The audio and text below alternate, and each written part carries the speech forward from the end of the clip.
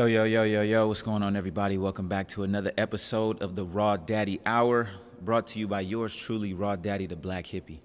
To my immediate left, I got my boy Myles in the building, man. We have not seen Myles yet. Y'all do not know Myles, but he will introduce himself shortly. And to my far left, once again, Trav, the Black Sav, a couple days away from abandoning us and going to Atlanta. But we still love you, brother. So, Myles, I'm going to kick it to you first, man. Kind of introduce yourself to the people. Let them know a little bit about yourself. My name is Myles. I'm known in Houston as West. I'm a Grambling State alumni. I spent 4 years out in Louisiana building connection, learning, transforming as a person, developing into the young black man I am today. And man, coming back to Houston, I've just been on a different type of energy as far as getting around the creative crowd, getting around the crowd that's kind of just trying to move into this next decade with a powerful force and transform themselves. And so being around that energy, I think, is just my main focus. So, I'm all about good energy and building. Love it, bro. Love it. So today we're going to talk about probably, in my opinion, my favorite topic that we have on this podcast, and it is critical thinking. A lot of people have heard me say it many, many times that think that, we as a society, we lack this ability, but we're going to talk today about why we feel critical thinking is so important. So, Trav, I'm going to kick it to you first because we've already had these conversations. What is so important about human beings having the ability to critically think? Oh man, you have so many reasons that stem from that.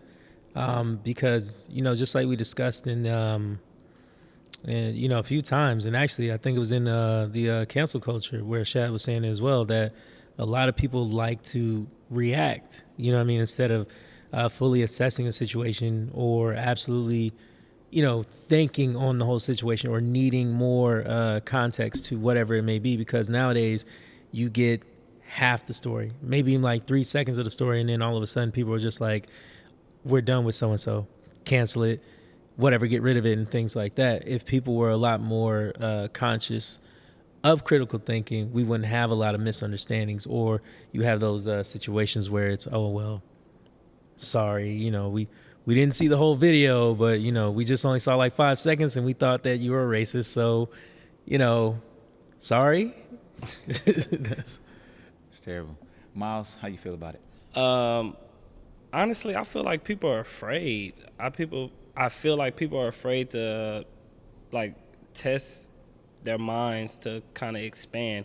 When you start using critical thinking, you're forced to expand your mind, and then you get exposed to the truth, and then it's just hard to unlearn something when you already know it, and then it forces you to deal with that reality, and that's a fear.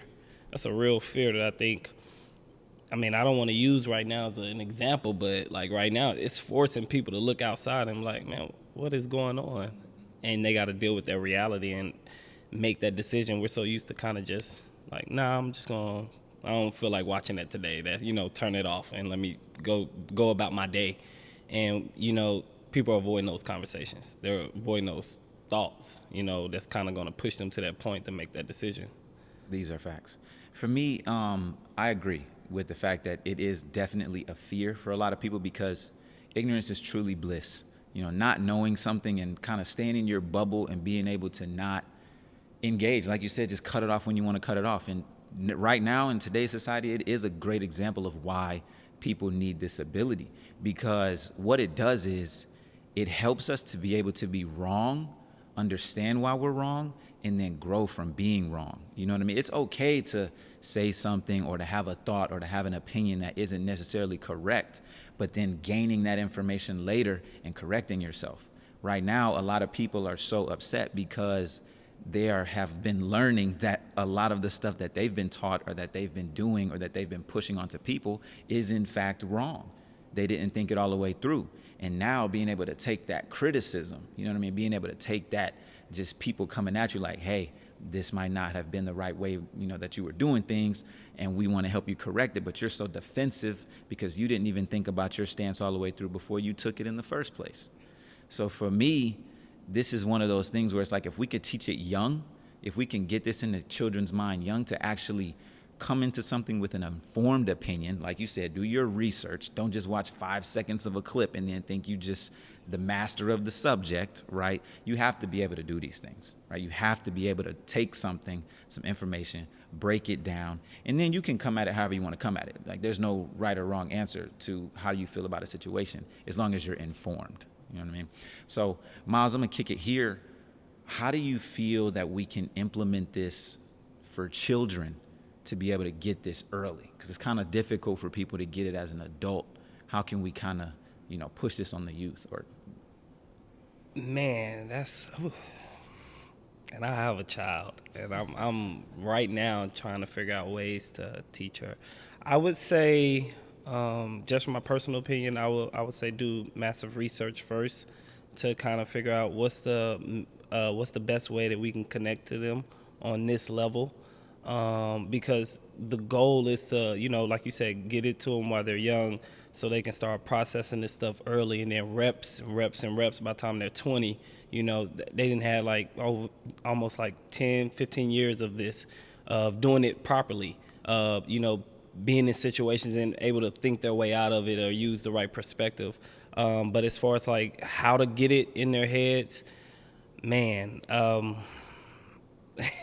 would say a long conversation and baby steps. You know what I mean? It can't be done overnight, but once you find out a system, you apply it every day in teaspoons. Slowly, but kind of get them used to it.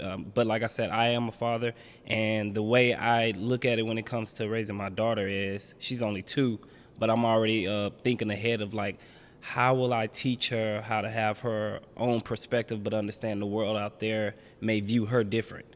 You know what I mean? And I have to get ready to how am I going to have that conversation? Because I can't just blurt it out. You know what I mean? I got to find out a certain way to communicate with her on the level that she's at right now, to where she can intake the information that I'm giving her and she can understand it. Because you don't want to become one of them people that you're just nagging to your youth. I have a niece she's in 8th grade right now, and I always try to challenge her thought process. When I see her thinking like her friends, I'm like, well, why don't you do this? You want to learn how to, sell T-shirts instead of buying them? You know what I mean? All your friends could buy from you instead of, you being another consumer. And I found myself sometimes being a little pushy. So I noticed that, you can't just tell her this is right and she's going to do it. I have to find a way to connect with her on her level, to where she'll see true value in what I'm saying and understand it and run with it. Because me just telling her 2 + 2 is 4 and not showing her why it's 4 is the problem. I can't just tell her. I have to show her why that's the answer. So first is just do the research, and then, man, just baby steps on communicating with them on that level. But I love it, bro. I love it. I definitely agree. Trav, how you feel about the children, man? I know that's something we're passionate about. Very. Books. I think that most definitely it should be made an actual mandatory class throughout, middle school, maybe even in high school, because to be quite honest with you, and it sounds terrible because we're adults, but I mean, once you get whatever garbage learning you've gotten, you become an adult and you're set in your ways, you're pretty much done. You're a waste. And it's sad to say, but it's the process of elimination here. But that's something, because I actually purchased some books for my nieces and nephews, and I told my brother, I need you to read this with them. That means you're going to be learning too, because I understand that he's an emotional thinker as well. So to be a critical thinker, that's how I got it. I actually read a book. Someone gave me a book and I had to read. I don't like reading, but but I do what I got to do in order to better myself. So, that's definitely it is. And at a certain point, Myles is right. You're going to have to have a conversation with your child at a certain point to where where they're able to comprehend it. And that's going to be tough. I think the day that, for me personally, I think that the day that a child can comprehend it, they'll show you that they can comprehend these things. 2 is a very tender age. So, you most definitely got to take those, those baby steps. But I think that these are classes that should be, in school. The standard school learning is flawed. The way we do mathematics, terrible. Social studies, it didn't teach me how to be social at all or anything. So that's one thing people should be fighting to reform for right now. I mean, because everybody has the same trash learning, and just because there's a certain group of people who actually were able to go ahead and, score high on their tests, they say, oh, the system works. It doesn't work. There's more than, and I know somebody's gonna get mad with me at this one. There needs to be more reform than just police reform. These are facts. There needs to be an entire reset here in America. We need to go back and reassess everything. But, that's the most thing. Like at the times that we're in right now, especially with the pandemic going on, everybody's highly emotional. I mean, they said that suicide rates have been, at an all-time high, and people are depressed. People are stuck at home. People are afraid. And, it's a little tough to be, to speak rationally to irrational people. But, just, sticking to the point, though, definitely it should be taught in school. There should be books for it instead of them giving them these big books that you're never going to finish throughout the whole school year anyways. Because I never got through that American Studies book. So. No, I agree with you. For me, I look at things from a coaching perspective. So I was a coach, right? And the best way I feel like to get this to kids is to let them think their way out of situations. We see a lot of parents doing for their children, right? Doing their homework for them, or maybe their child is in a little bit of a pickle and they go and figure it out for them. No, let your child think up the solution to how to get through a problem. That's where it all starts, right? Because the whole basis of critical thinking is I have a problem, or there's something that I need to decipher. There's some information here, and I need to decipher this information to make the best decision possible for me. How do I do that? If they don't get those reps when they're young, they're just going to be used to somebody else doing it, i.e. cancel culture. Somebody slides you some information, you just take it as fact, and then you run with it. So we got to get these reps in with these children to figure out, like, okay, all right, my bike is messed up. I'm stuck at the corner. How am I supposed to get my bike from the corner back to my house without having to call my mom to come get it? Right? We've been through this. Your chain slipped. You got to figure out how to put your chain back on, because you're trying to get back into these races. You know what I mean? And it seems very minute. It seems very small, but that's a big win for a child. To be able to overcome an issue, to be able to overcome a problem, to be able to download, dang, this is what's going on right now. How am I going to fix this on the fly? Because critical thinking is not like, all right, I'm going to take this shit home and then no, a lot of it is on the fly stuff, right? A lot of the crime that we see is very knee jerk. Somebody did this to me, so I shot him. Dang, you didn't download nothing, bro. You just went off the handle real quick. You know what I mean? So I think a big part of this, especially for the youth, right? Because we've already talked about this in other podcasts. The youth is really where the change is going to come from. The youth is really who's the most impressionable right now. They're the ones that we're bringing up. So we really need to make sure that they have these skills first and foremost. And I love what you said about read the books with them. You got to learn it too, right? How is it that our children get to third grade and then we can no longer help them with their homework? Third grade, bro. I swear I knew this math a year ago. I mean, yeah, that's crazy though, right? That shouldn't be the case. We should be able to help our children grow and progress throughout all of their years, which means we too have to always be learning. Exactly. We can't just stop learning because the school stopped. So that leads me into my next question. I'll kick it to you first, Trav. What advice can we give adults who maybe are behind the eight ball? Because we can't put it all on them, right? Culture and how you're raised, nurture, it does play a part. So what advice can we give people that maybe didn't come up like that? We're not given those opportunities as children. How can we kind of help them along and guide them to being more critically thinkers? Man, that's kind of tough. And the only perspective I can give is from my own. That because it's just like everything I've ever done, I've just gone cold turkey. Like I didn't wean myself out of anything. I just stopped.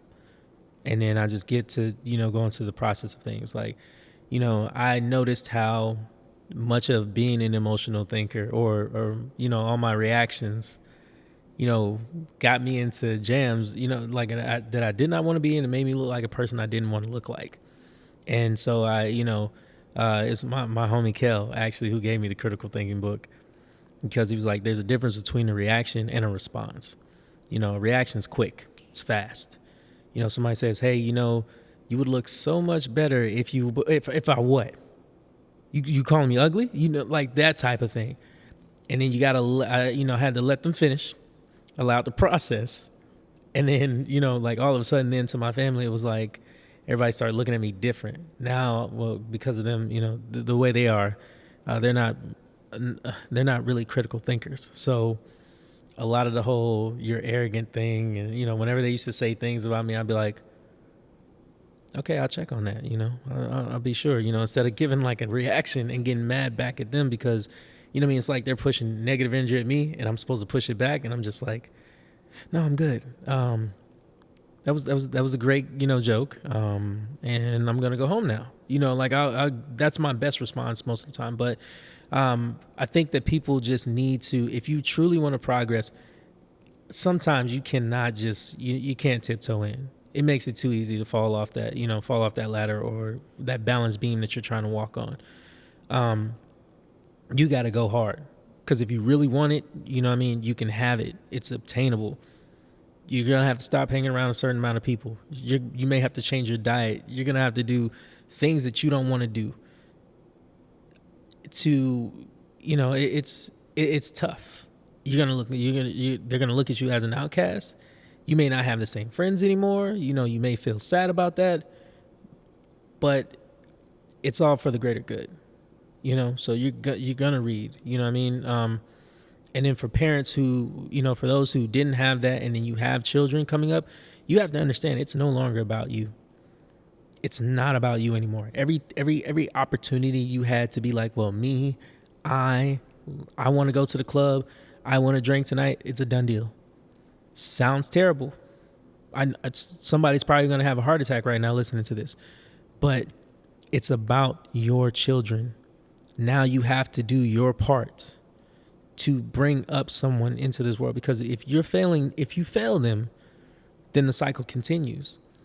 And that's what I'm preventing to do right now. I don't want this cycle to continue, these generational curses. So I'm practicing, I'm prepping my mind, everything that I can do. So when I do have children, I'm going to be 100% better than what my parents were. And I think that's the best that I can give right now at this moment. No, that's cool. That's cool. Myles, how you feeling?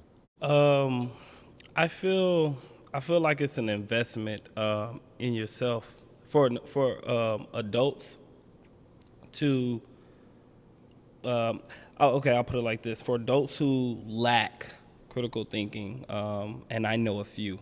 I know people who are like in their 50s who just react, and I've went through the process of just trying to understand their behavior. Like, how can you be someone that's so, I'm supposed to look up to you, and you act sometimes younger than me, and I had to start understanding that some people, even adults, didn't catch that lesson. They just grew up and they've always been in their way, and they never, corrected that.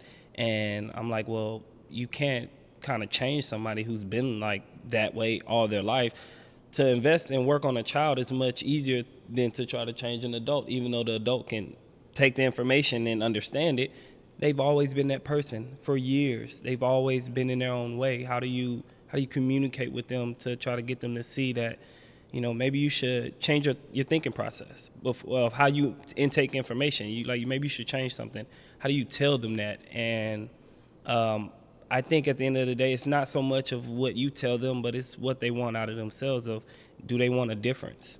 Do they want, because life is always going to happen, right? Situations is always going to happen.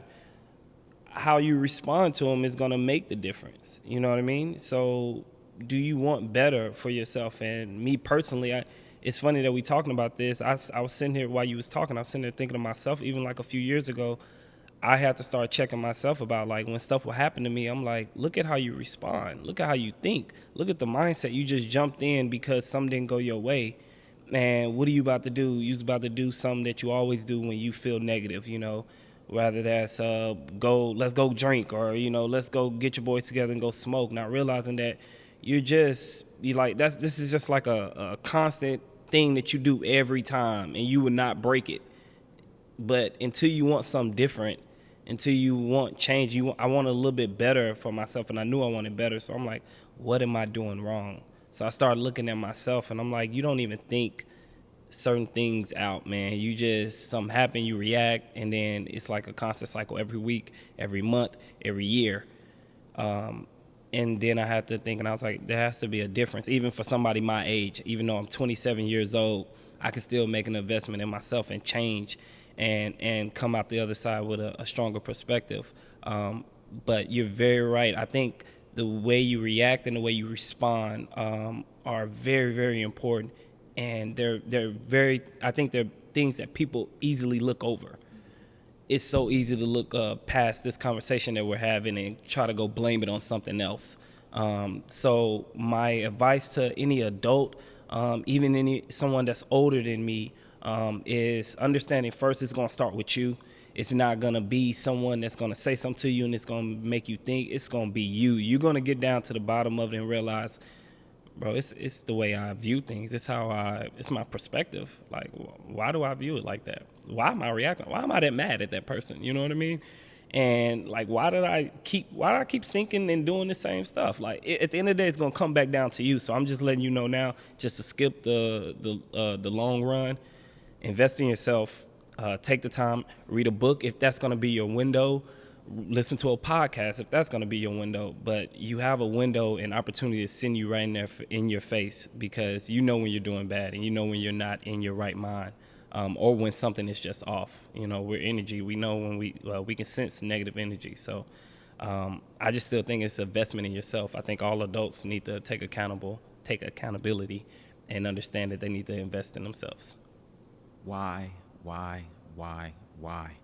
You have to ask the question, why do I think the way I do?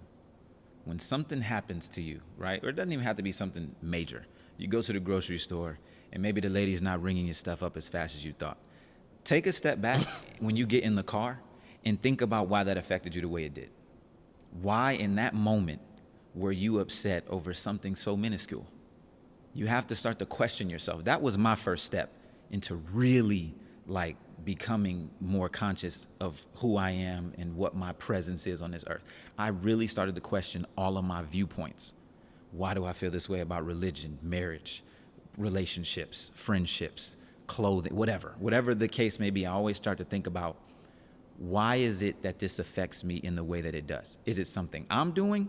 Is it because this is something that doesn't need to be in my life? Is it because I don't have all the information needed to make a conscious decision on whether or not this is something that should be in my life? You have to be able to do that. I think why is one of the most important questions that we can ask ourselves. Before we ask what we need to do, we need to ask why we are even thinking the way we're thinking. Why do you listen to the music you listen to? If you want to be a better person, why are you pulling up to your job listening to Nuck If You Buck? You know what I mean? If you know you don't want to get in a fight with your manager today, why are you pouring Young Jeezy into your ears before you go to this business meeting? If you're trying to close a deal, right? Ask yourself, why am I doing that? Am I setting myself up for failure? Why didn't I get that promotion? What could I have done better? That's the second part. What could I have done better in this situation? Even if you were completely right, was the situation handled right? You can be right and still handle a situation wrong. And you need to take that, and you need to look at yourself and be like, okay, was I correct in my response? I know I had the right intentions. I know that he was wrong, but was my response correct? You can look at a lot of the stuff that's going on today. Most recently, the woman who just got the gun pulled out on her. Was she right that her daughter was bumped and the lady did not say, excuse me? Yes. Was she wrong in her approach to beat on this lady's car and not allow her to leave? Absolutely. So yes, you were correct in what incited this anger or what, kind of knocked you off your rock. But then the steps you took after that were completely wrong. And then guess what happens? Here comes another wrong to meet your wrong. You can't brandish a weapon, right? So now here comes the fire. I was telling somebody the other day, if you come at somebody full blaze, you can't expect them to be like, oh, okay, cool. No, they bring in that shit right back. And now it don't matter who's right because you're both wrong. So the second step, first ask, why do I think the way I think? Why do I feel the way I feel? And then the second step is, what can I do better? What can I do to be better? Because nobody's perfect. we're not all the best that we can be. I could do better. Myles could do better. Travis, you could do better in our relationships, friendships, just day-to-day interactions with random people, you know? So for me, that is the first step for adults. Challenge yourself. Understand that the world does not revolve around you. Understand that, no, right now you might not be the shit, but you can work your way up to that point. You know, look for your flaws and your little things. And then you take that and you be like, okay, this is something I got to get better at. And then you find a book, you find a podcast, you find a video, you find a like-minded crowd, you find people that are going to pour into you, right? We just talked about this on the last podcast, friends. You find people that will pour into you. And if they won't, I get it. It's a little bit tough. It's a little bit weird, but hey, you're going to have to let some people out the crowd. You're going to have to stop the bus, let some people off at, station 6, and you're going to have to keep on progressing down your path, right? Because that's really all we can be accountable for is ourselves, because the shit rubs off. It definitely rubs off. I've been around people, I've had conversations, and they're like, dang, man, I never would have thought about it that way.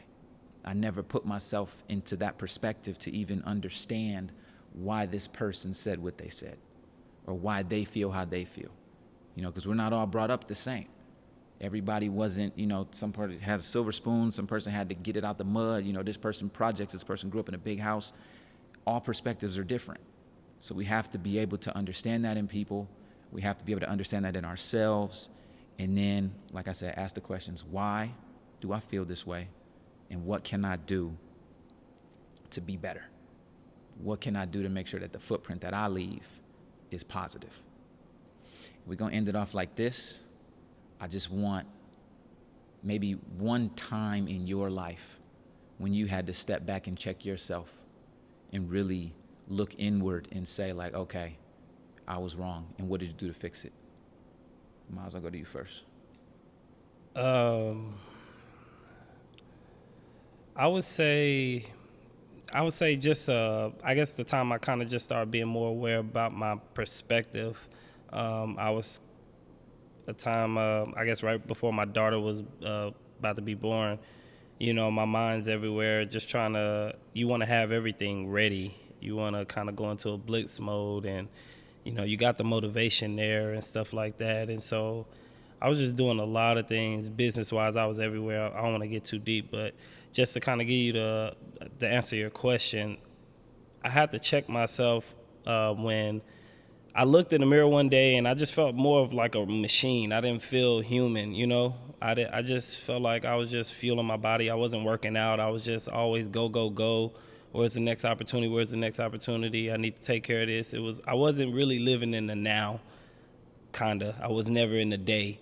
And I'm saying all that to say, like, I looked in the mirror, man, and I was just basically saying, like, you gotta change your perspective. Understand who you are and where you are, where you want to be in life. Like, I knew the potential I have, or I felt the potential that I had, and I wanted to start kind of going on that path. I didn't want to be stuck in corporate world, doing stuff that I hate, and then having that frustration of when my child is in the environment.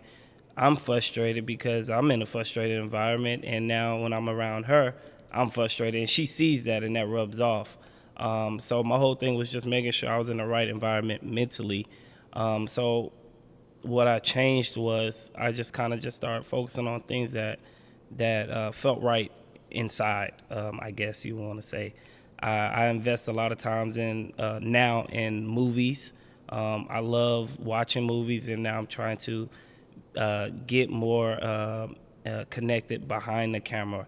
I'm doing stuff. I'm putting my time into things that actually like make me feel good, and trying to find ways to make money in those fields versus just doing stuff to just be doing it. And I'm just saying, like, I had to check my thinking, and I wanted to understand that you can go hard and do things that you love. You don't have to go hard and do things that you hate to get where you love, to get to where you want to be. You can go hard and do things that you love to get to where you want to be. So I just kind of shifted, and I'm only going hard in fields that I really, really, like, I'm passionate about. When it comes to even working out and doing videos, I'm passionate about that. I'm passionate about spreading motivation to people that want to, change something about themselves or whatever you get from the video in general. I'm passionate about it. I like that. So I put a lot of time in that. I wouldn't put my time into anything else. And that was the big shift for me. It was, what do you put your time into? What do you put your energy into? Don't waste it, because like you can be gone like that, and your time here spent, like you'll be trending on social media for a day or two, and then after that you just a memory, man. So investing a lot of time into what you love and what you want to do and what makes you feel good, and I think that's the best investment you can do, because now, honestly, the stuff that I'm doing now and the way that I feel now, I feel like I am the best example for my child right now, because I'm doing stuff that I love. I'm filled with none but energy, positive energy all day. I'm filled with none but love. I love what I'm doing. So in this light, I'm the best form of a father to her that I can be. If I was doing something I hated, I probably wouldn't be shining the way I'm shining to her right now. You know what I mean? So I focus on, like you said, being that example for them and for the next generation. So, I think me just checking myself during that time and making sure, I'm on the right path to be the best example was the turning point in my life.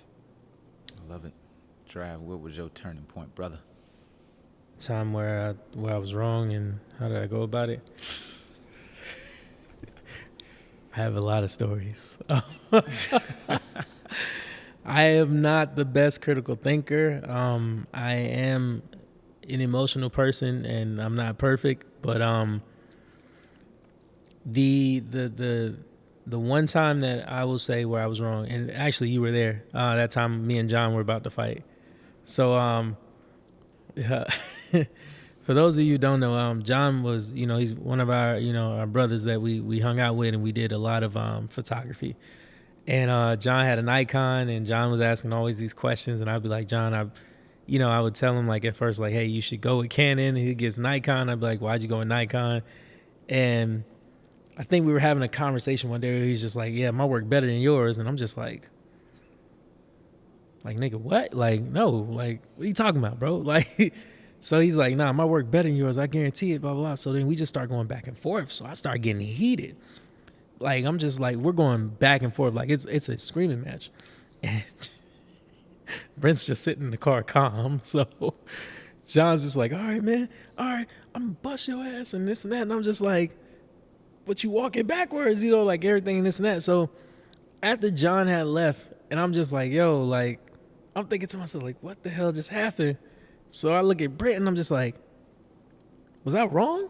Like, was I wrong at what I did? And it's kind of funny because, like, Brent helps, like, kick my mind into it sometimes, because I can be very stubborn, and I'll just be like, at the end of the day, if it is what it is, I'll stick with it. You know what I mean? And I'll endure the fire of whatever comes to me. But John, John's a brother, man, and I didn't want to, like, I viewed him like a little brother.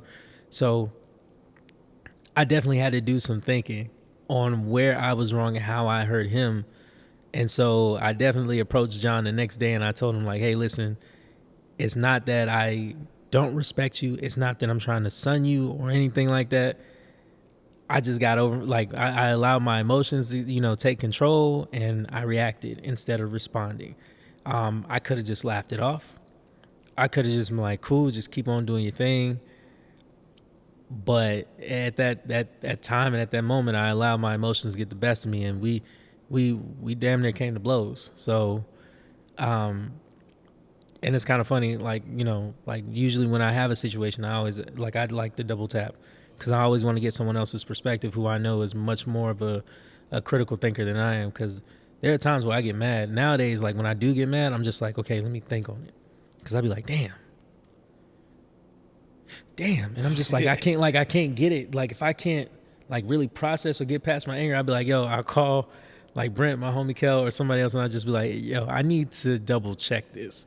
Like, I feel upset because of this, and I was getting ready to choke whoever, and he'll be like, nah, don't do that. Like, he's just like, it's not worth your time. So more so, definitely nowadays, I'm more into the business of actually assessing a situation, and if I'm wrong, I have no problem with saying that I'm wrong. because I mean that's what I've always I grew up around people who never like to admit their wrongs. You do wrong and it's just like, well, you shouldn't have been in the way. You got hit by a car, what you standing in the street for? You know, like, bro, it's just all these weird things. But that was a time, and that's what I'm more so careful of doing now. Before I actually react to things, I'll ask questions, question everything. Because if someone says something, I'll be like, okay, what exactly do you mean by that? I need you to elaborate real quick, because I need a little bit more understanding. Because I took it as one way, but you might have meant it like another way. So that was my story. No, that's good. That's good. So, I mean, basically what I took from it is it's okay to, have a lapse in judgment. We're not sitting here trying to tell people to be perfect. We just want you to think thoroughly about what's going on, even if it's after the fact. Like sometimes it's going to be after the fact and you came back and you cleaned that up, right? That's going to happen sometimes. But now moving forward, right, you think more about what's going on, right? You're a little bit more clear about like, okay, give me some more, give me elaborate, please, because I need a little bit more clarification, right? You're using big words and you're throwing them at me. I'm going to take them as disrespect. Right? I need a little bit more clarity right here, right? And that's okay, right? Because we don't have all the answers. We don't know everything. And some people, tones are different, all that stuff. So we say all this to say people do not have to be perfect. It's baby steps. Even as adults, it's still baby steps, right? We still have to take baby steps to get what we want. So critical thinking is a lifestyle. It's a journey that we are all still on, and we are all at different points in our journey. And that's just what it is. We just wanted to sit here today and encourage people to think a little bit more for themselves and to kind of challenge their norms and what they think and how they feel. And that's pretty much it. It's going to be another episode of the Raw Daddy Hour. I want to thank everybody for tuning in. I want to thank my brothers for coming and sitting with me and talking about this subject. And we'll catch y'all in the next one.